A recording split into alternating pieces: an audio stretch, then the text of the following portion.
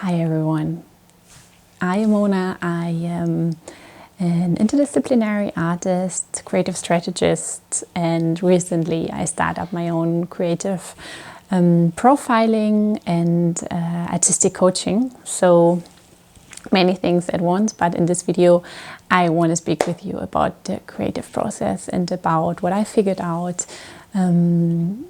what kind of different stages we are visiting during our creative processes. And I developed a game for that, the Creative Process game, which you can download for free in the link below if you want. So let us speak about the creative process. What I figured out in my own work, but also working with lots of other creatives, is that most of the time a creative process is like a movement. So we move, let's say, from one island to another island, and each island comes with a certain kind of challenge, different emotions, different positionings, but also different insights. And what I figured out is that when we understand these islands or these kind of positions better, we can master our own creative processes in a much better way. So what I, for myself, feel what comes first of every creation is silence. It's like breathing.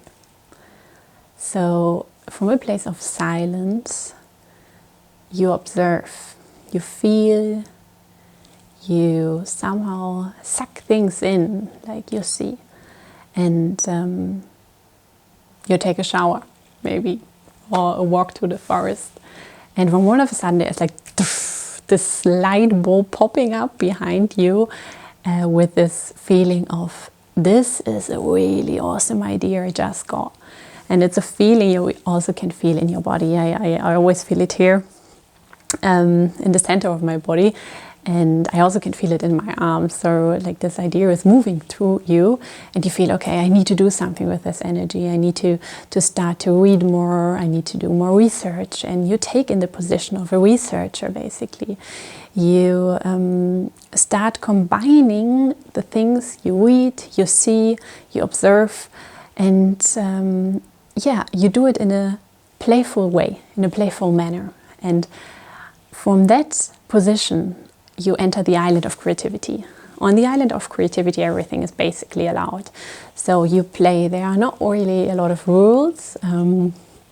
You just combine wildly. It can be fast, it can be slow, it can be soft, it can be hard, it can be everything.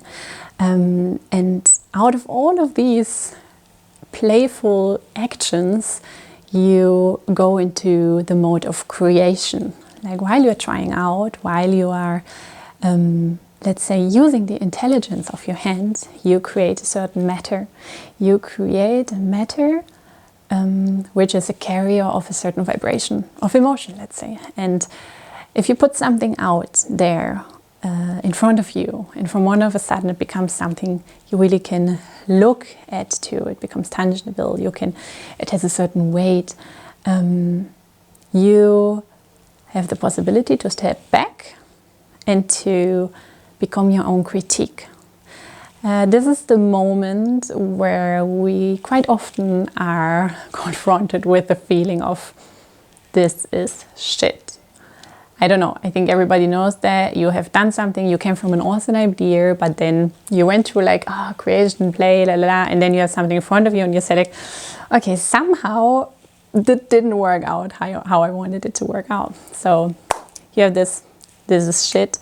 And then with what can appear in us, and most likely it appears in many of us, is this feeling of, okay, if this is shit and I'm the creator of this, does it also mean that I am shit? So this beautiful island of self-doubt opens up.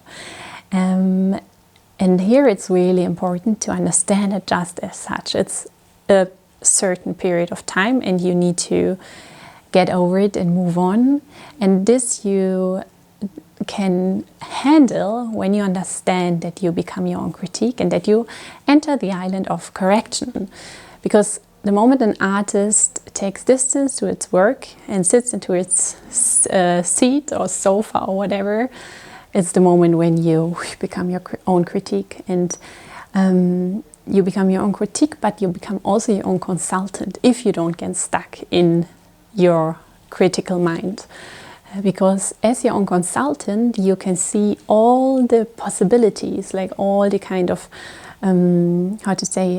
improvements you can make there, like to give this body you have created or even more grounded base actually to stand on.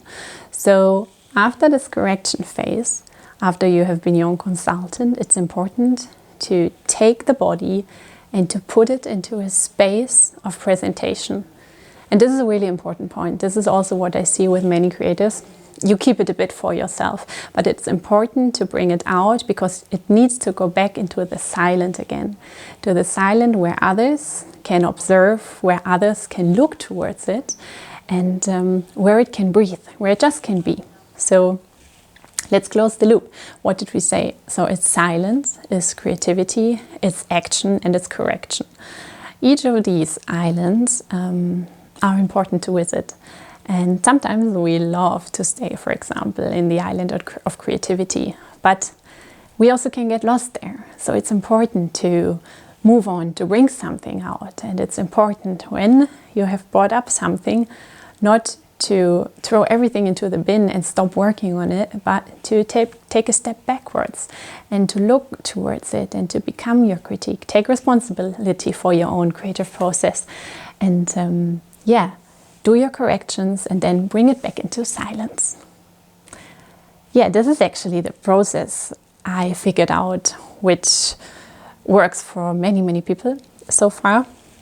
And related to the game, the board game you can download. I think it's a nice and easy, cheerful way of doing a little bit of research on your own process. So I don't know, get 2 or 3 friends and a little play figure and start walking through this process for yourself. And each time you enter an island, start to think about, okay, how was it last time I did something? What did I experience? What kind of emotions came up while I was visiting, for example, the island of silence? How does it feel, or how did it feel? And over the time, I'm sure you will find yourself being more smooth and more smooth, taking rounds and rounds.